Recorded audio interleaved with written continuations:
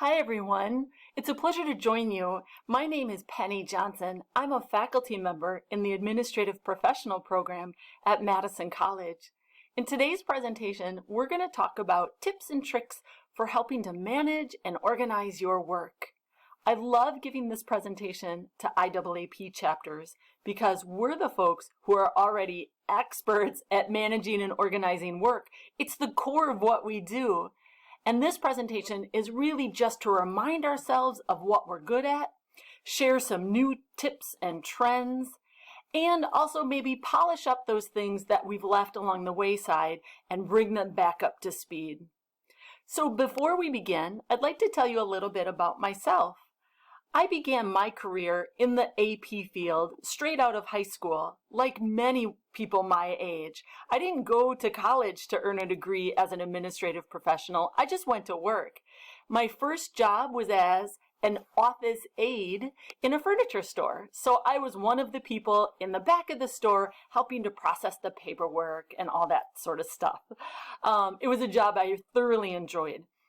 Throughout my career, I worked my way up the ladder, eventually becoming an executive assistant to a vice president.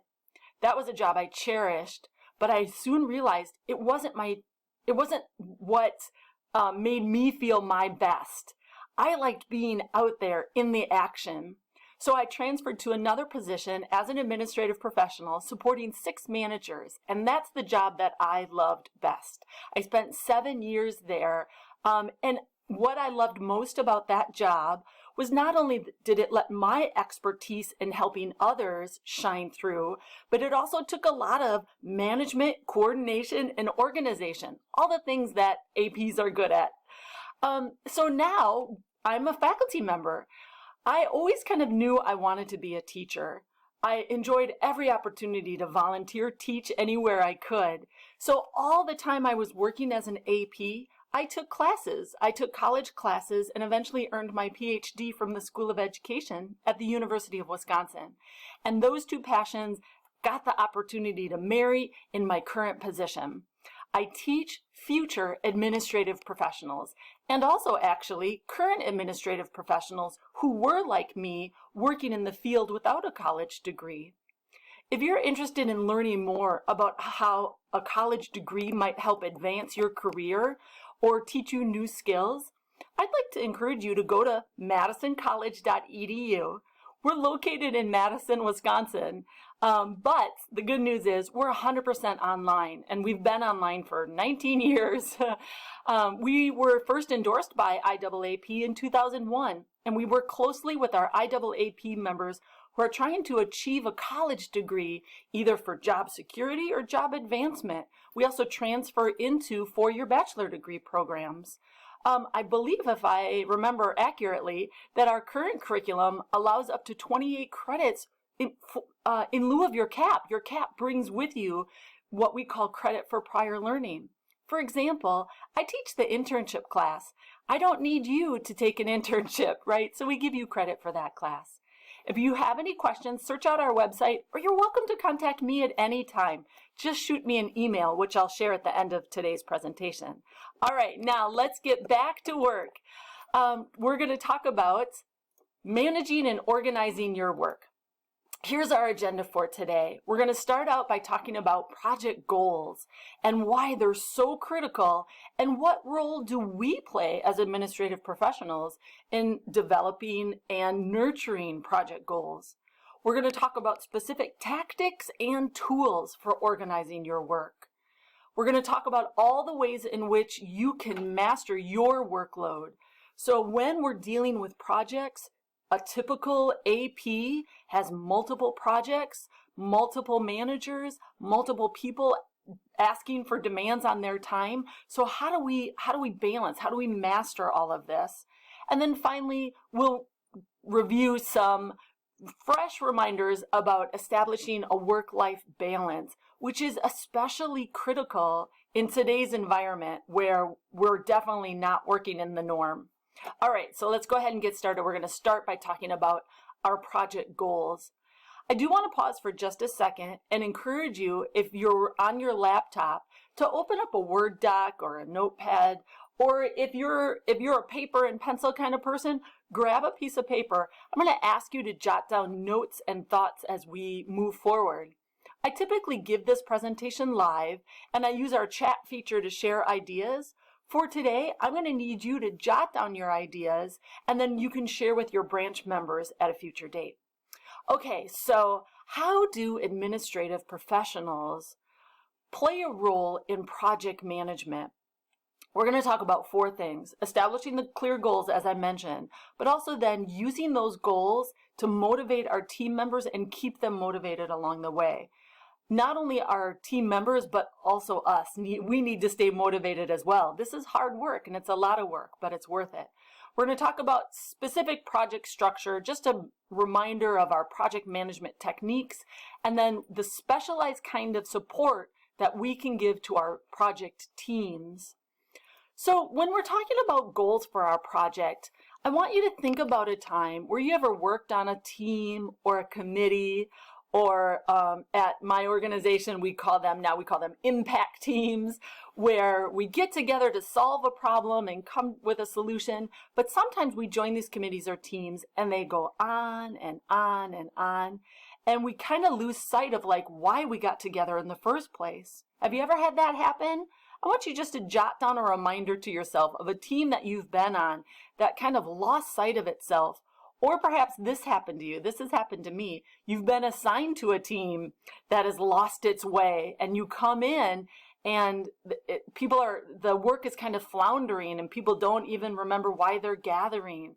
Think about a situation where that has ever happened to you, and I want you just to jot down a little note to yourself, a little reminder of that team experience. One of our most important tasks when working on a project is establishing clear goals for our project. What is the scope of this work? And as administrative professionals, we can play a key part in this. So if you've ever been assigned to a team, you're brought into a team, and that team is floundering, or maybe they're going at a slower pace than they should be, you can help rally that team together and move the work forward in a more productive or efficient manner by just taking a team meeting time, taking a set amount of time, and having people remember what the project goal is. And here's what I recommend. Okay, so do you have your notes ready? I recommend you do this actually for every team you're on.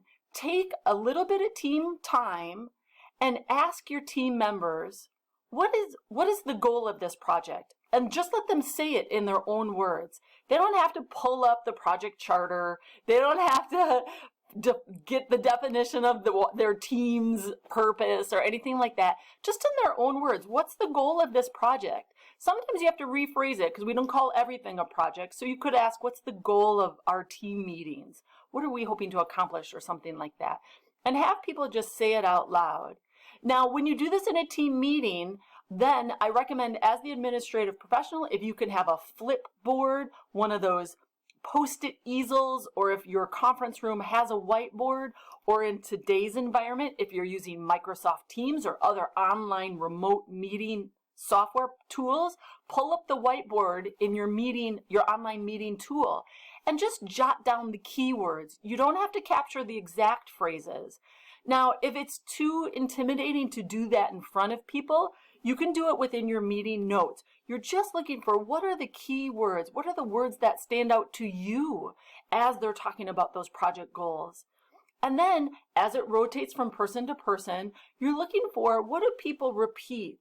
Or some people will say, yeah, I agree with that, and then they'll move on. They'll take a pass. Someone else will say ditto. Okay, well, what was it about that first person that was important? That'll help to give you a definition of the project goal that you can then take back. And if there is a formal goal statement, or maybe there's a scope statement for your project, you can compare, what do people think versus what was originally written. And that's key. That's key to help getting projects back on track or just moving forward with new momentum. Okay, that takes us to point number 2, getting motivated. this work of redefining or bringing clarity to the project goal is actually a sneaky little way that you're remotivating people for the work that they have ahead of them. You're getting their input, which is actually getting their buy-in. You're asking them, what do you think our project goal is, right? They get to say their opinion.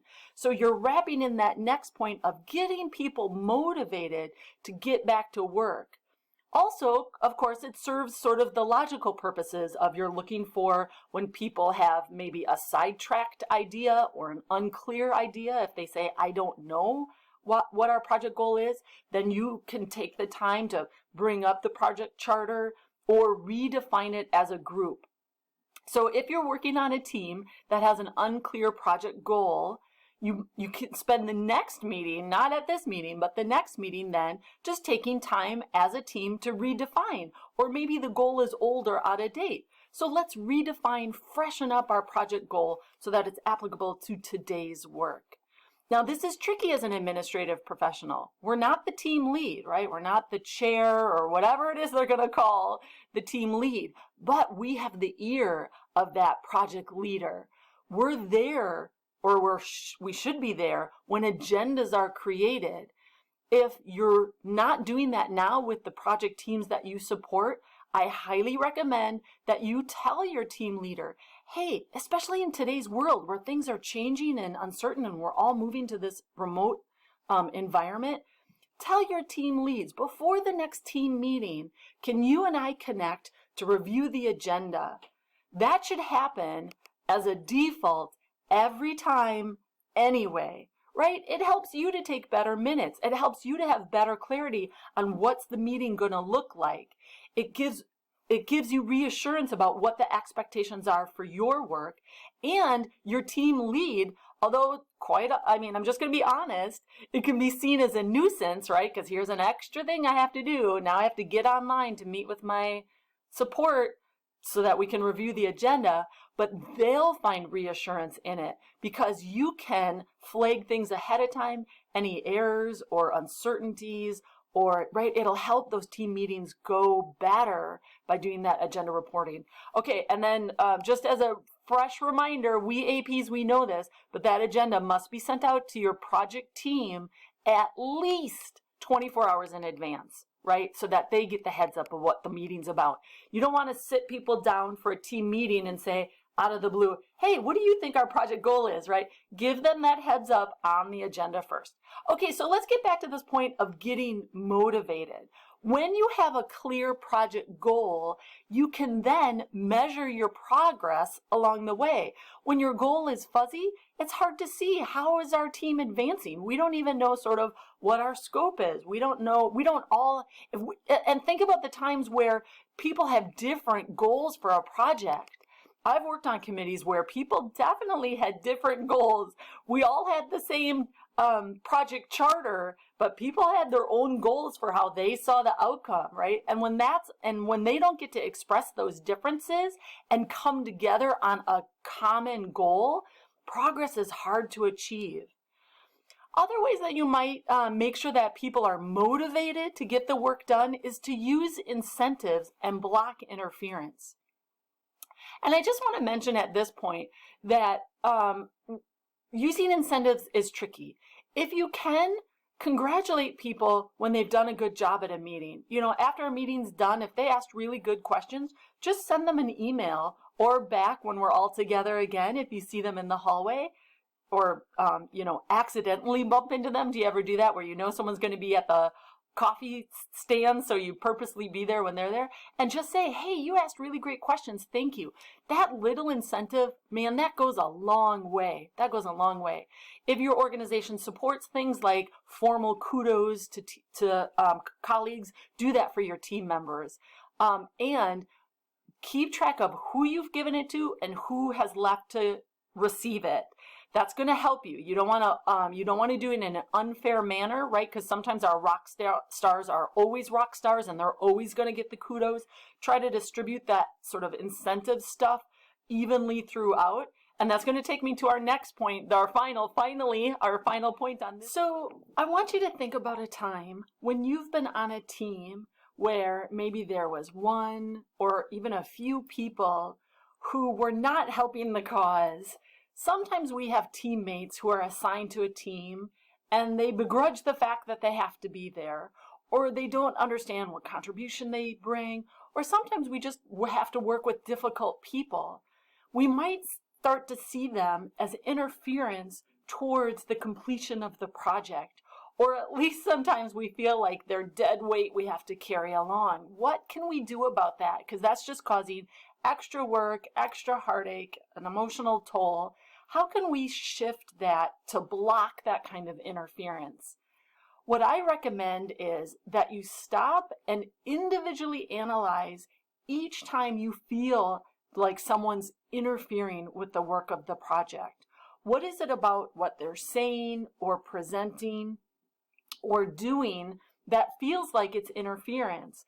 Make notes for yourself about how are you feeling, what action are they providing that is causing you to feel that way, and then brainstorm ways to sort of turn that around. How can you make what they're presenting into a positive and help them to see the strengths that they bring to the project?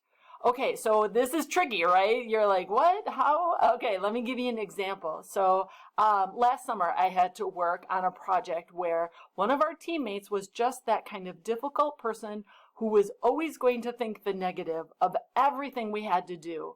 She sort of felt like it was her job to remind us of why this work was impossible or why it wasn't going to come to fruition, or all the negative things that came to her mind. She felt obligated to tell us.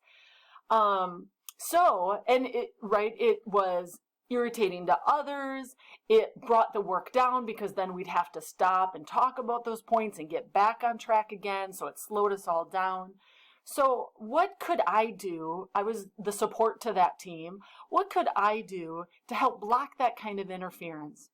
Well, I made the list as I recommended to you, and I stopped to think about in what ways, every time I thought of, I sort of thought that she was being negative or an interference to our project, I thought to myself, how can I picture that as a strength? So one of the obvious ones at first was she is reminding us of the real possibilities to our work. They were always the negative ones, but they were in fact possibilities.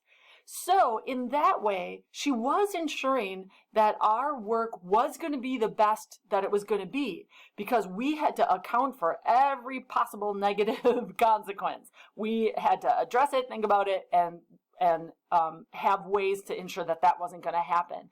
And in the end, that is a strength. That is a strength, is that by bringing up those negatives, our work was actually being better.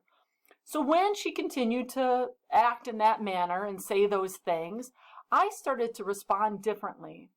Instead of sort of sighing or letting that negative energy sit there in front of the team, I would thank her for her comments and say things like, thank you for reminding us of the possible consequences.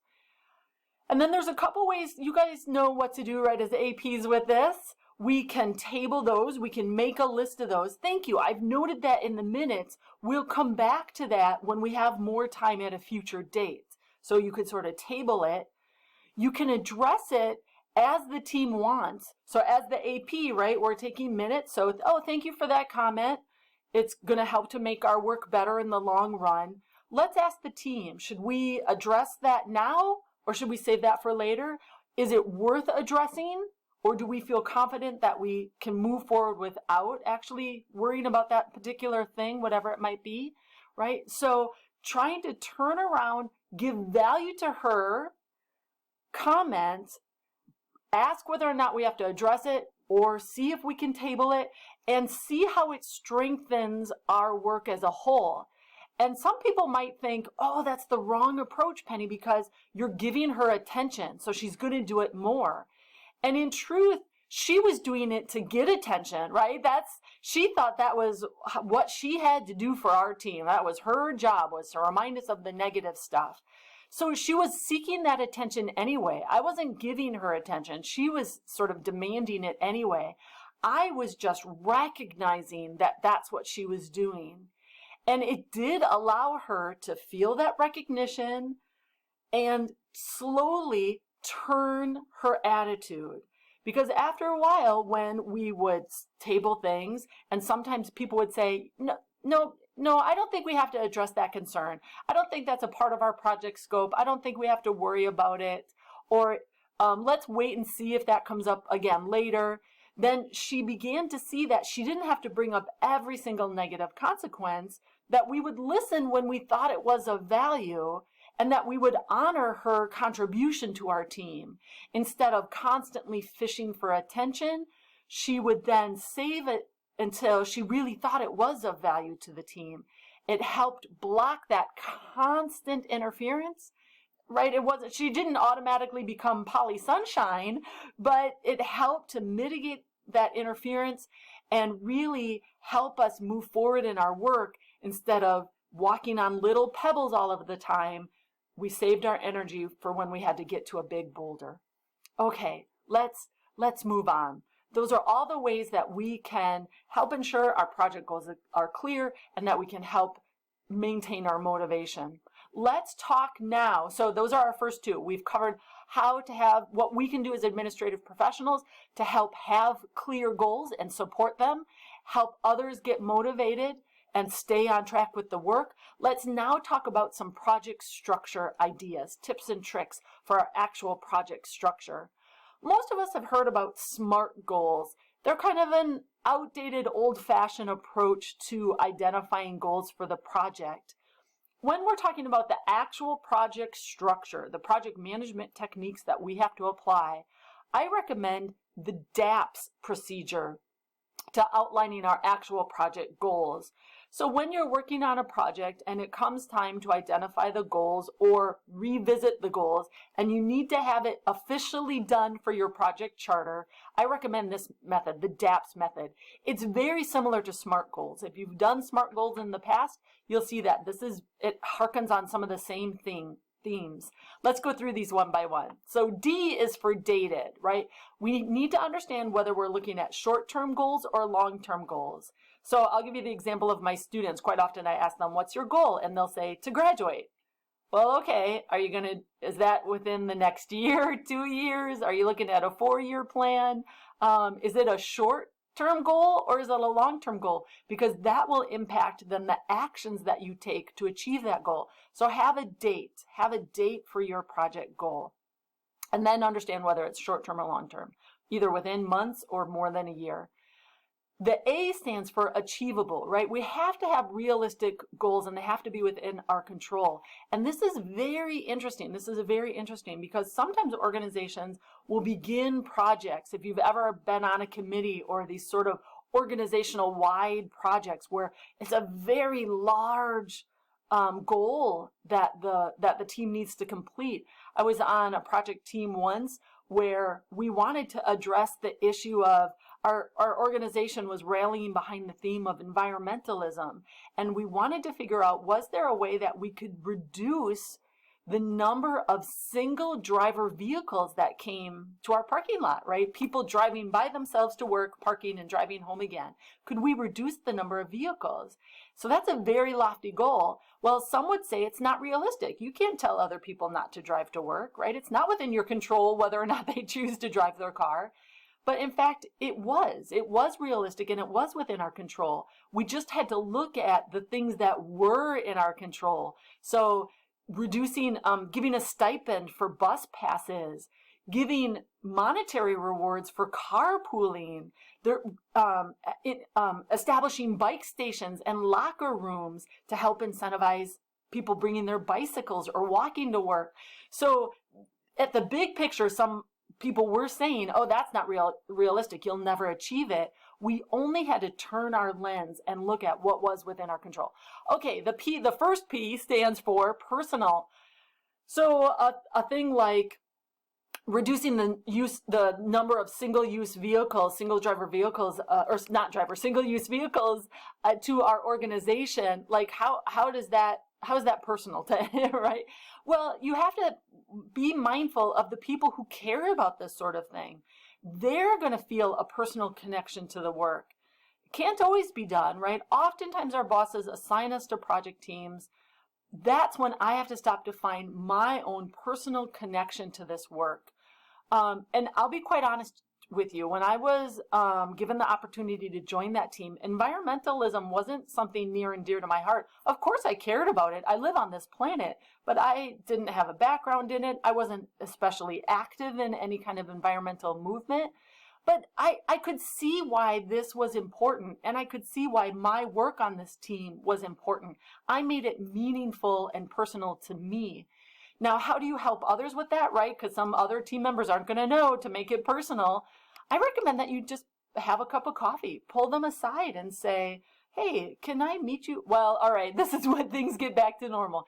Can I meet you for a cup of coffee? Let's talk about our project team. What do you like about it? What do you think about it? Do you think it's important? Here's what I see you bring to the table for this team, right? Help them to uncover the personal motivation. Our second P in DAPS stands for positive. Think about what you want instead of what you don't want. And this is for the team as a whole. When you're setting the goal for your team, for your project, make that goal positive, not negative. And again, this is tricky, right? I confess to you, our project goal was to reduce the number of single-use vehicles. Well, that's a negative, right? But the positive is that we're improving the environmental impact of our organization as a whole. We're offering incentives for improving people's health and wellness. We're offering incentives for using the public transportation system within our city. So there were positives that we brought to the table. It's just a little bit trickier than you might think at first. As the AP, we get very good at this because we deal in words all the time, right? We're crafting email messages and communication to the people that we work with. We're proofreading and editing reports. We deal in words all the time. So let your team build their project goal, and maybe you can help wordsmith it to make sure it has that positive connotation. Okay, and the last one then is specific, right? And this one everybody knows. Your goal has to be specific. Why? Otherwise, you get down the road and people get foggy. They forget why they're coming to the meetings. They forget what we're working on. Are we here to increase the number of bus riders? Is that why we're here? Nope. We're here to reduce the number of single-use vehicles. So let's keep moving with that, right? You need to have a specific goal. Otherwise, you get sidetracked by all the related but tangential projects that might come up or ideas that might come up. All right, if you have not been jotting this down in your notepad or typing it in your notes for today's presentation, all you need to write down is DAPS, and you can Google search it. There are excellent resources for working through the DAPS system and helping your team. Oh, by the way, I should have mentioned this at the beginning of this slide, right? As the administrative professional, again, I'm not the team lead. I can't just walk into the meeting and say, today we're going to work on DAPS. But what I can do is when I'm meeting with that team lead, building that agenda, I can say, hey, you know what? We've been talking about our project goal. It'd be a great idea to revisit the building of our goal with our team. I have an idea. Let's walk through the DAPS system with our team to build or revisit our project goal, right? You can offer up that idea. Your team lead is going to love it because it's going to make him or her look like a rock star, and it's going to help your team be successful. That's why we're here, right? To support the success of teams and our managers and our executives. Do you keep track of your work priorities already? Maybe you have a to-do list or one of the Stephen Covey ideas of tracking what's important versus what's urgent. If you do, that's terrific. Keep going. If you don't, you might want to stop and just review the work that you have currently on your plate to identify the priorities of the work that's pressing. That's the urgent work, and the priorities of the work that's important, right? Those are two different things. Something that might not be important could be due today, or something that is unimportant might be due today, right? Those are two different things. So they get different levels of priority. I would recommend that you walk through that process. Give yourself 10 minutes, look at the projects that you're working on, and identify in order their level of priority. It helps to bring clarity to our work and helps us to understand how our project fits in with all the other work that we have going on. Do both of those things on paper, aligning the goals and aligning the priorities. Make sure that they're realistic again, and then when you're adjusting the priorities, that's the time to look at both short-term and long-term goals that you're working on. Okay, so up next, we want to talk about the value of this work for us as administrative professionals. Why should I do this extra stuff? Why can't I just show up to the team meeting, take minutes, and get out of there, right? I've got a lot of other work on my plate. Well, working on projects diligently and providing this comprehensive level of support creates wonderful opportunities for us and for our careers. You can see some of these opportunities on the slide.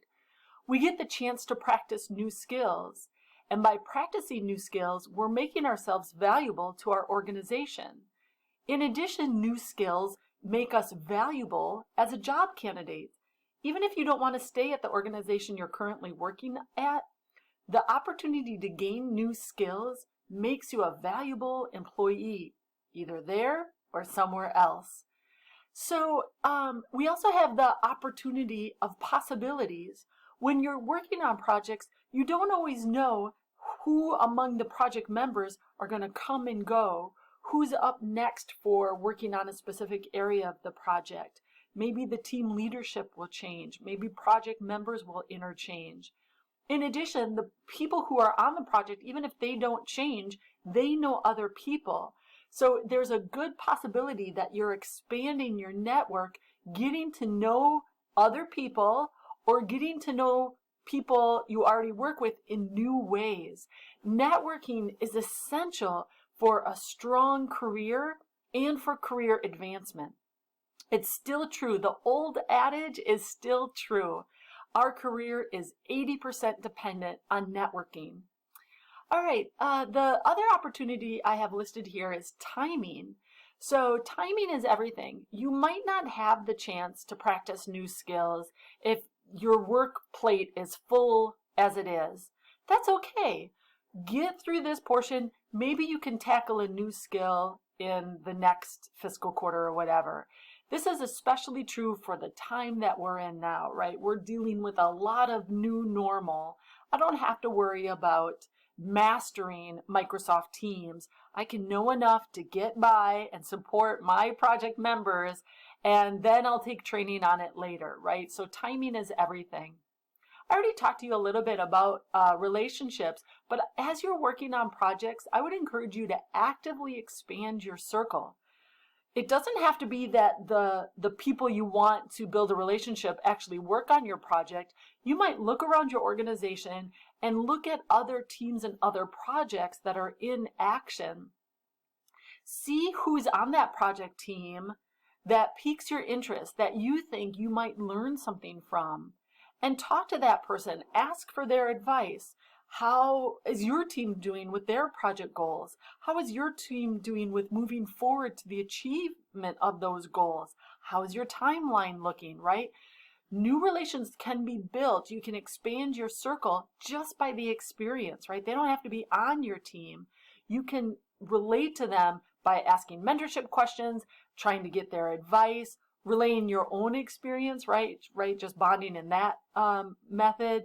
And as I mentioned, by looking at role models, are there other APs who are out there doing great work with their teams? What can you observe from them to help build your own skill set? That's an excellent relationship to build. Okay, those opportunities can be expanded to include many more things. All I ask of you is that you keep your eyes open to the opportunities that project work begins. Okay, so in this section of our presentation, we're talking about the actual project structure. We had to take a little segue there to talk about related things to our project goals, but when we talked about DAPs, that's related to our actual practical project structure. And the next several items that I want to talk about are under the heading of a practical guide to managing projects. So if you've ever taken a course on project management, perhaps you have your project management certification, that's excellent. All of these things are standard project management skills and techniques. This will probably be a refresher for you, but it's a good reminder of how to maintain our project management skills. Okay, for the project that you're working on, and again, it might not be called a project, it might be that you're assigned to a team and this team has to get something done. That's what we're looking at. That's what we're looking at, is that kind of work. Make sure that that team understands their to-do list. It is very, very common that we're assigned to a team or a committee and they do not have a clear picture of the work that must be completed to achieve that goal. Take that time to create a to-do list, and there's a couple of ways you can do this. One way is to sort of sneakily get it in there on your own. Brainstorm, what is the work that needs to be done to achieve that goal? If you're assigned a team or if you're working on a team now, we've already covered the goal, maybe you've revisited the goal. Now's the time to stop and just think to yourself, what are the steps that our team needs to complete to achieve that goal? Write down those steps. Write down that to-do list. What needs to happen? You can then take that brainstorm list, right? You're just brainstorming. You're just gathering ideas. You could take it to your team lead the next time you're going to talk about the agenda or whatever, and have that person review it and say, does this look accurate? I just wanted to get it straight in my mind, how our work might look. 9 times out of 10, they are going to thank you for that list. And they're going to be like, this is great. This brings such clarity to our work. They'll probably adjust it, want to add their own voice to it, put their own spin on it, and then ask to take that list to the team. Have your team members review it. That could actually be a little bit of homework. It doesn't have to be done during the team meeting. Hey guys, take this outside of the team meeting, review it, give me your feedback by Monday, and we'll bring the revised list back to our next team meeting. Having that to-do list ensures that people understand the path towards accomplishing the goals, and it helps when you're working on your timeline to see what have you accomplished and what do you have left to go. That's a great motivator, by the way, right? When people can see what they have accomplished and what they have left to go, you're motivating them to keep going. It especially is helpful, that to-do list, when you have tasks that are slow. You know, sometimes we have tasks that just take a long time on a team.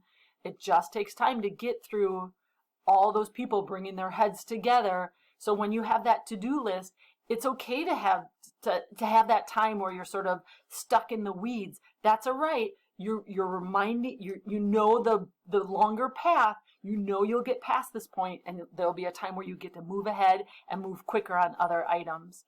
Okay, be keeping track of your cost and time. We're going to take a look at an example of a specific project management tool where you're having people track their time. As the AP, generally we're the ones where people are reporting back, right? They're reporting back to our software or our project management tracking sheets the time that they're spending on this project.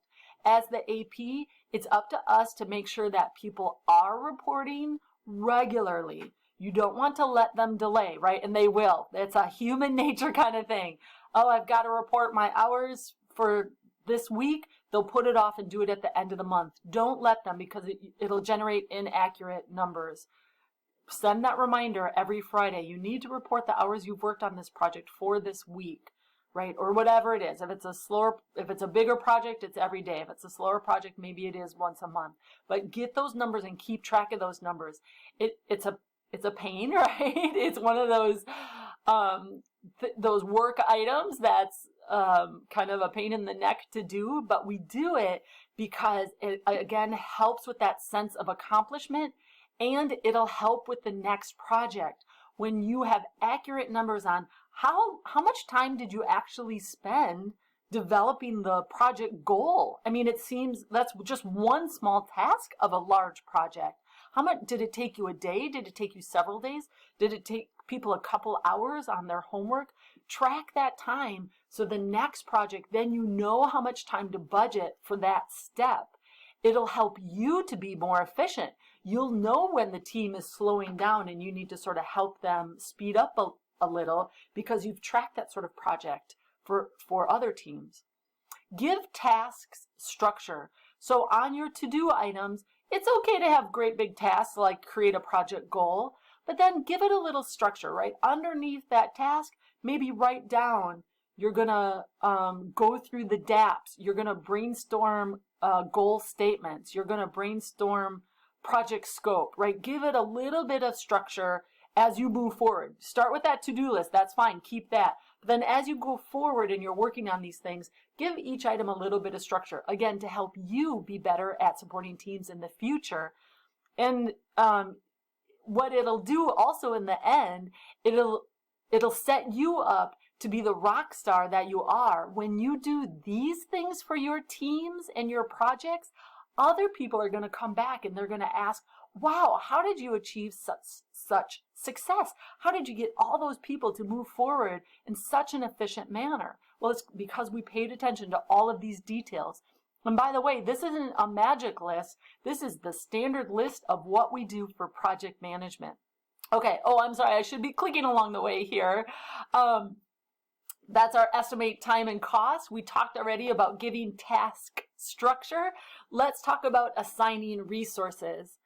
Don't be afraid to assign work to people, right? At the end of every meeting is when we talk about what needs to be done before the next meeting. Sometimes project teams forget to do this and we just leave and we come back to the next meeting. Where were we? What are we going to do this time? Or we rely on our team lead to be worried about what needs to get done. I would encourage you, when you're meeting with your team lead, your project leader, ask to add time at the bottom of the agenda. Put it on the agenda. You can call it assign resources or action items. What needs to be done? Is there a little bit of homework? Do we need people to get work done by the time the next meeting occurs? And then be very clear about that. What's the action item? Who's going to do it? And what's the deadline? Right? Those three things are going to be identified as you assign resources. And our last one is monitor and adjust, right? Before we talk about monitor and adjust, here's my example. This is from the MS Project software, but this kind of managing the project management tool can be anything. There are great project management tools online, and as you look at this, you're probably thinking to yourself, it looks like an Excel spreadsheet. This can be done in Excel easily. The idea is that you're keeping track of this information. You're the AP, you're the support person. You play a unique role. Your role on the team can really make or break a team. Lots of people talk about the project manager as the make or break person, and it's true, they are playing a key role, but your job as the AP giving support to that team is just as equally a make or break position. The level of support that you can give to that team is going to directly influence the success of that team. So that's why it's worth it. So you can see the to-do list over here, right? I have the large heading, and this is just an example. This is not a great example, by the way, but 1, 6, and 12, right? That's my to-do list. And then I gave each one of those a little more structure, right? They have subheadings. We have due dates, approximate duration. Remember, we talked about tracking the time. That allows me to say how much is done, approximately how much is left, right? Because we've said how much time we spent on it, and we also identified how much time we thought it was going to take to get through that thing.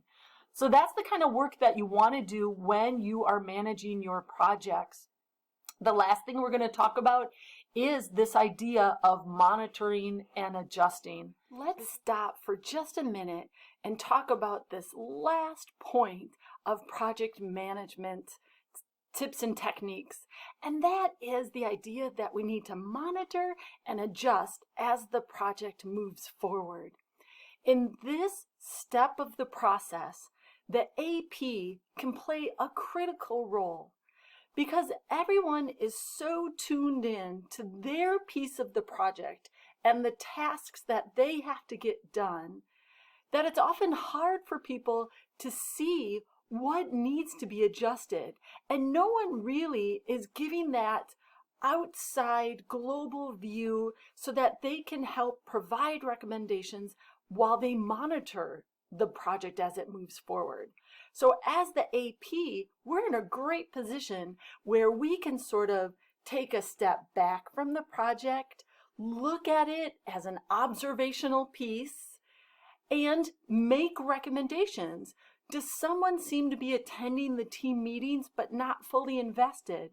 Is there a team member who's always running late with their work? Is there someone who's super excited about the work and you get the sense that they would be willing to do more? Or maybe they're doing enough work, but their skills would be better served in a different way? As the AP, you get that kind of objective observation of the project, right? Because you're in the team, but you're not so fully invested in one part of the project. You really get to see it all. And because the team lead feels the pressure of being responsible for the team, they often can't take their person out of it and observe from an objective viewpoint. Whereas as the AP, we can, right?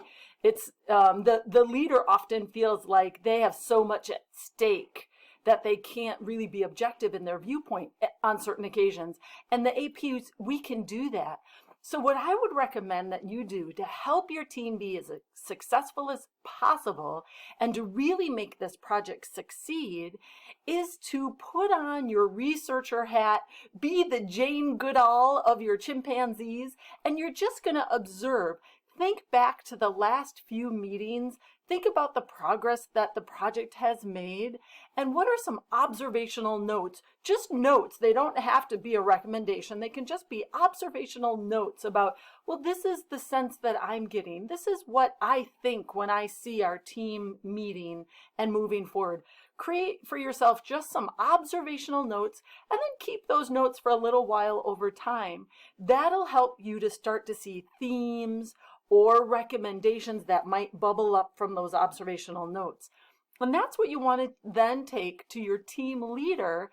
Your recommendations will help direct any adjustments that could be made for more efficiency, for better performance, for more buy-in, right? Getting that motivation up there. Those little adjustments along the way, right? It's why we have our car tuned up. We don't wait for it to break down. We have it tuned up along the way. And those adjustments can just help keep the motor running, right? They can help that team stay on track. They can help everyone feel good about the work so that it continues to go along swimmingly. We don't want to wait for a breakdown, and we don't want to wait for a time where the team feels bogged down and needs rescuing. You want to make those little fine-tuned adjustments along the way. And as the AP, you're in a great position to do that.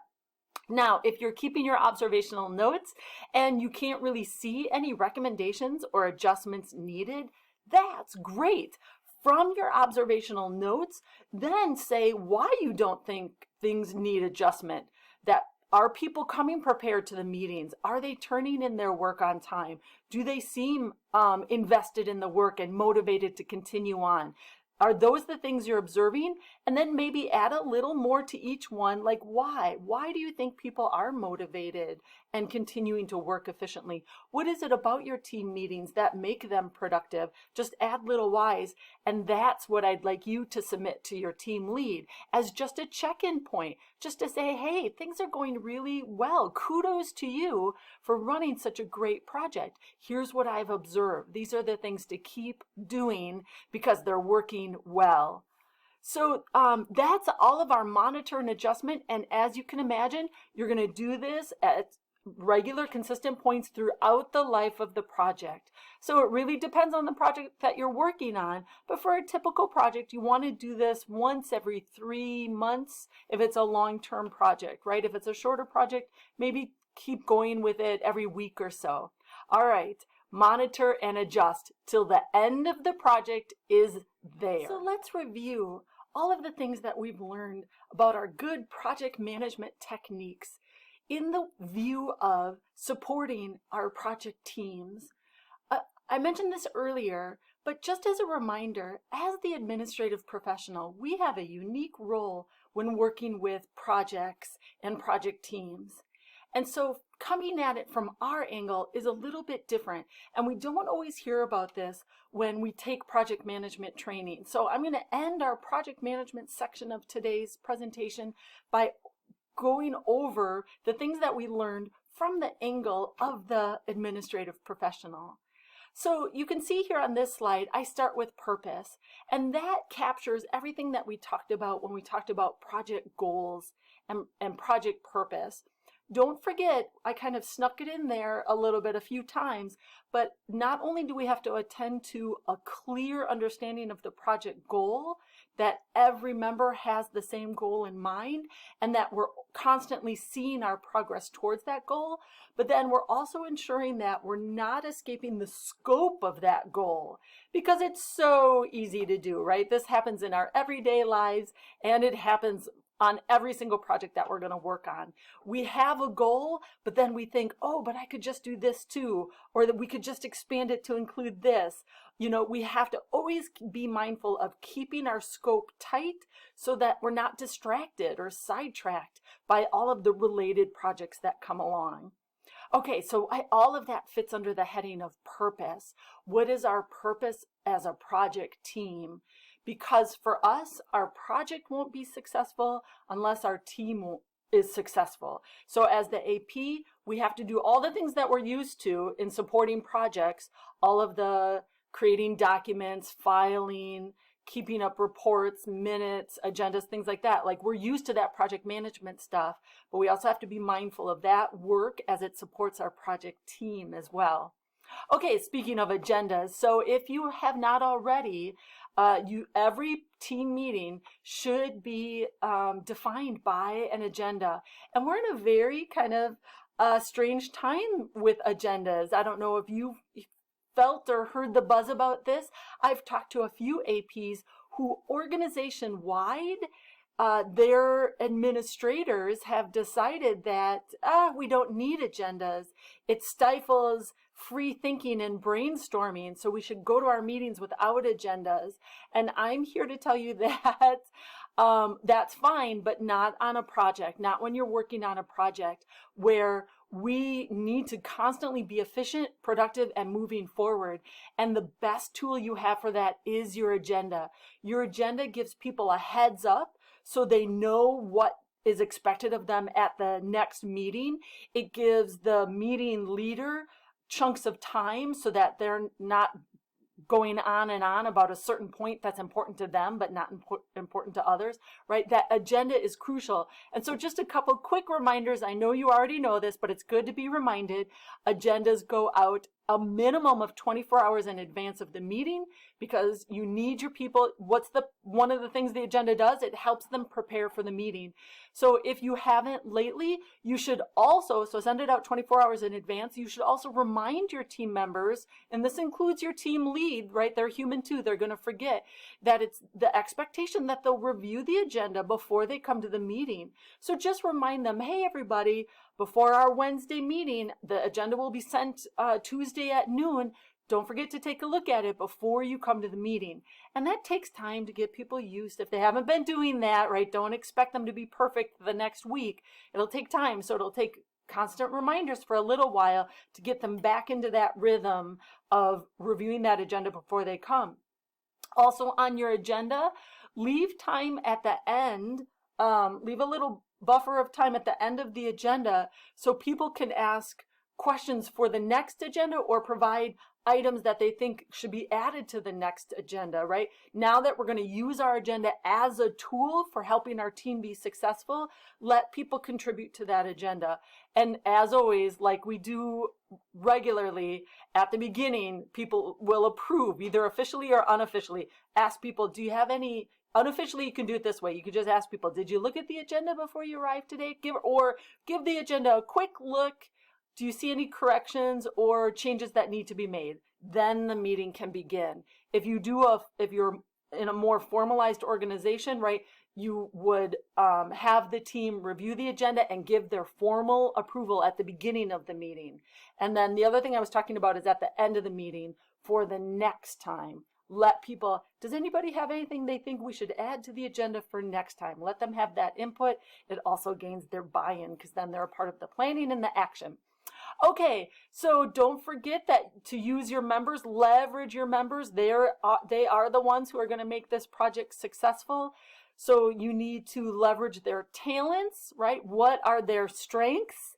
You need to decrease their interruptions, block their interference, and then wherever possible, tend to their human nature as well. Ask people for a cup of coffee.